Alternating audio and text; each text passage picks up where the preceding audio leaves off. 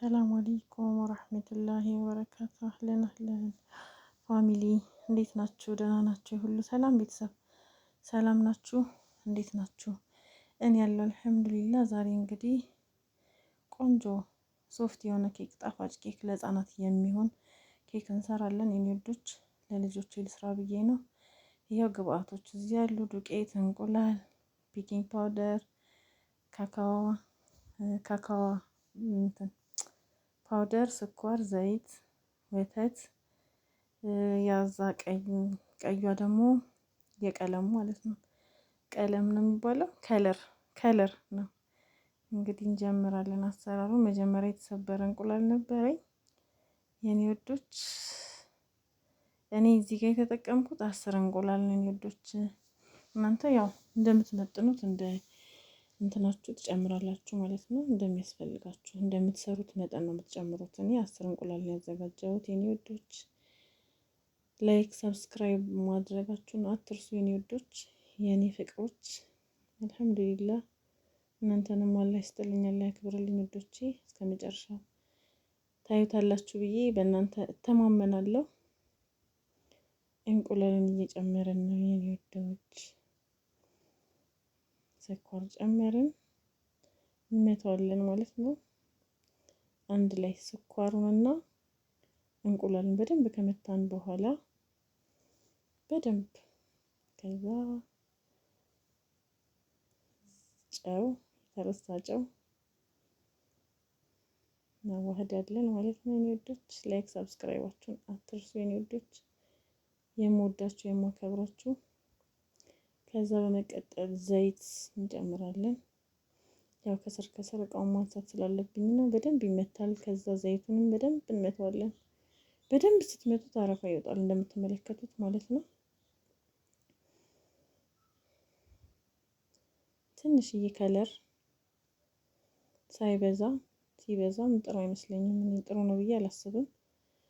ከዛ ቫኒላ ቅድም አላሳየዋችሁም ረስቼዋለሁ እያልኩ ነበር። እዚህ ጋር ያው የልጅ ድምጽ ስለገባ ነው በሪከርድ ያደረኩት ማለት ነው። ቫኒላ ጨመርን። አንድ ላይ እንመታዋለን እንደውም በደንብ ማለት ነው የኔ ወዶች። እንዲህ ድብን አድርገን በደንብ ከመታ ነው በኋላ አረፋ እስከሚወጣው ድረስ ማለት ነው። በደንብ እስኪዋሃድ ምትት እናደርገዋለን የኔ ወዶች። ሶፍት የሚጣፍጥ ኬክ ነው የምንሰራው ብያቸዋለሁ። በደንብ ከመታን በኋላ በደንብ ከመታን በኋላ ወተት እንጨምራለን ማለት ነው። እናንተ የምትፈልጉትን ያህል ትጨምራላችሁ። እኔ መጠኑን ስለማውቅ ነው የጨመርኩት ማለት ነው። አንዳንድ ሰው በውሃ ብርጭቆ ይጠቀማል፣ አንዳንድ ሰው በሻይ ብርጭቆ ይጠቀማል። እንዲህ አንድ ላይ በደንብ አድርገን እንመታዋለን ማለት ነው። በደንብ ምትት ካደረገን በኋላ ዱቄታችንን እንጨምራለን ማለት ነው።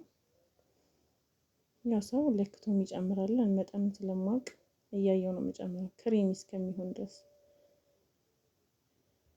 በጣም ወፍራም አልፈልግም። ሶፍት ኬክ ስለምንሰራ ለስለስ ያለ ጣፋጭ የሆነ ኬክ ለመስራት ክሬሚ እስከሚሆን ብቻ ነው ዱቄቱን የምንጨምረው ማለት ነው። አናደርቀው፣ ቀጠን ሳይልም መካከለኛው ላይ ማለት ክሬሚ ሆኖ በደንብ እንዲከመታ ነው በኋላ እያያችሁት ነው። ፓውደሩን ጨመርኩ ማለት ነው። ከዛ ፓውደሩን ድብ እናደርግ ይመታለሁ። በደንብ እንደዚህ ድብ እናደርጋችሁ በደንብ ትመቱታላችሁ። በደንብ መምታት እንደዚህ አያችሁታ። ይሄው ክሬሚ ራሱ ይታያል እኮ ክሬሚ አያችሁታ ሲወርድ። በደንብ ነው መምታት ያለባችሁ፣ ምክንያቱም ልስልስ ያለ ይሆናል። በቃ ደስ የሚል ኬክ ነው የሚሆነው። እዛ ጋር በጆክ የቀነስኩት ካካዋን ለመጨመር ነው። ካካዋን ለብቻ ለማድረግ ነው። ያው ለየብቻ መሆኑ ምንድነው ጥቅሙ? አንደኛ ምንድነው ከላይ ጌጥ ትደረጋለች። ግን ያው እኔ ቀጠን አድርጌ አዘጋጀው ብዙ ጊዜ ቀጠን አድርጌ ስሰራ እንትኗ ቅርጿ ቁጭ አትልም፣ ጌጧ ማለት ነው። ግን እኔ ዋናው ዓላማ ምንድነው ስትቆርሱት ግማሹ ቸኮሌት ከለር ነው የሚሆነው፣ ግማሹ ደግሞ ኖርማል ኬክ ከለር ይሆናል ማለት ነው። እና ያምራል ሚክስ ሲሆን ስትቆርሱት መሀሉ ላይ በጣም ያምራል። ክፍል ብሎ ቡኒ ይሆናል፣ ቸኮሌት ከለር። ክፍል ብሎ ደግሞ ኬክ ማለት ነው። እና በይበልጥ ያው ውስጡ ሲቆረስ ያምራል። ያው የላይኛውም ጌጥ ቢያምር ጥሩ ነው፣ ግን እኔ ቀጠን አድርጌ በደንብ ጠንከር አድርጌ ስላላቦካሁት ጌጡ አይኖርም ብዬ ነው የማስበው። አይኖርም።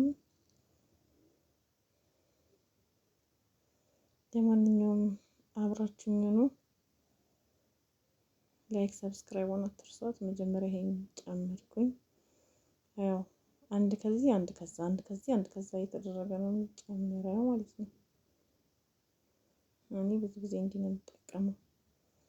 አንዳንዴ ደግሞ ዝም ብዬ ሙሉውን ቡኒ አደርጋለሁ፣ ሙሉውን ቸኮሌት ከለር አደርጋለሁ። አንዳንዴ ደግሞ ሙሉውን እንደዚህ ከለር ተጠቅሜ ክሬሚ ከለሩን ብቻ አደርጋለሁ፣ ቢጫዋን ማለት ነው። ቢጫም አይባልም ክሬም ከለር አደርጋለሁ። ግን እንደዚህ ሲደረግ የበለጠ ልጆችን ሲያዩት ሲያምራቸው ይበላሉ። ሲያዩት ያላማረ ምናምን ይባላል አይደል? ልክ እንደዛ ያው ቆንጆ ነገር ቢሆን የተሻለ ይሆናል ብዬ ነው የማስበው።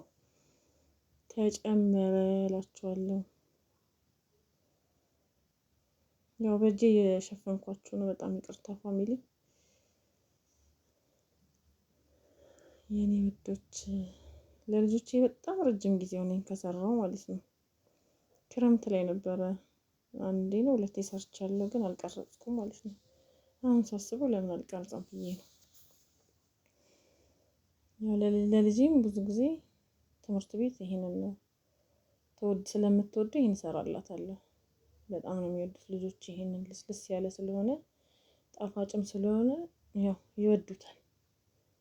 ሳይበዛ ያው ልጆች ስለሆኑ እነሱ አያውቁትም፣ እኛው መጥነን ጣፋጭ ሆኖ ቆንጆ እንዳይከብዳቸው አድርገን እንበላለን። በጣም ጣፋጭም ሲሆን ይዘጋቸዋል። በመጠኑ አድርገን እንትን እንዳለን ጨረስን። ኦቨን ውስጥ አስገባን ማለት ነው። ኦቨኑን እኔ ከ80 እስከ 100 ነው የማደርገው። ከ80 እስከ 100 አደርጋለሁ ማለት ነው። ያው እንደ ኦቨኑ ሙቀት ይለያያል ማለት ነው። እንደ ኦቨኑ ኃይል ይለያያል።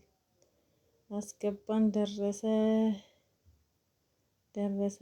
ፋሚሊ። ይሄው ብዙ ጊዜ እኔ እንደዚህ ይሆንብኛል፣ ይወጣዋል። ታውቃላችሁ፣ ሲቆረስ ነው መሀል ላይ ቸኮሌት ከለሩ የሚያምረው ማለት ነው። ብዙ ጊዜ እንዲህ ከላይ ቢያምር የበለጠ ያምር ነበረ፣ ግን ብዙ ጊዜ ይደበቃል። ወደ ላይ ከፍ ስለሚል ይወጣዋል። ትንሽ ቀዝቅዘው ልንቆርጣ ወጣን። ፋይናሊ ይሄን ይመስላል ውዶቼ፣ ምርጦች። እንዴት ነው? አያምርም? አያምርም? ልስልስ ያለ ነው። በቃ ለህፃናቶች በጣም አሪፍ ነው። ለአዋቂም ጥሩ ነው፣ ግን የበለጠ ልጆቹ ይወዱታል ይሄን ማለት ነው። ቢላል አስቸግሮን መብራት የለም። ሳሎን አውጥቼ ነው እንግዲህ ይሄንን ያዘጋጀሁት ማለት ነው። መብራት የለንም። መብራት ስለሌለ ሳሎን ነው አውጥቼ እንትን ያልኩት።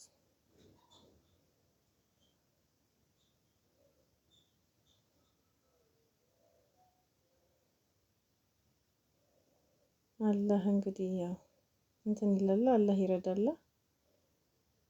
ልክ አውጥቼው ማለት ነው ይቀዝቅዝ ብዬ አውጥቼ ቁጭ እንዳደረኩኝ መብራት ሄደው